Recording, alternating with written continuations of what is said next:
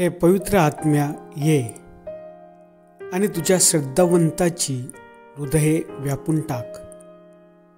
तुझा प्रेमाग्नी त्यांच्या हृदयात प्रज्वलित कर. तुझा आत्मा पाठव, म्हणजे त्यांना नवजीवन मिळेल आणि सृष्टीची नवनिर्मिती होईल. आपण प्रार्थना करूया. हे परमेश्वरा, तो पवित्र आत्म्याच्या दिव्य ज्ञानाने श्रद्धावंताची हृदये प्रकाशित करतोस. त्याच पवित्र आत्म्याच्या कृपेने आमच्या मनात सदाचरणाची आवड निर्माण कर आणि त्यांच्या सांत्वनाने आम्हाला सदैव सुखी ठेव. ही प्रार्थना आम्ही आमच्या प्रभू ख्रिस्ताद्वारे करतो. आमेन.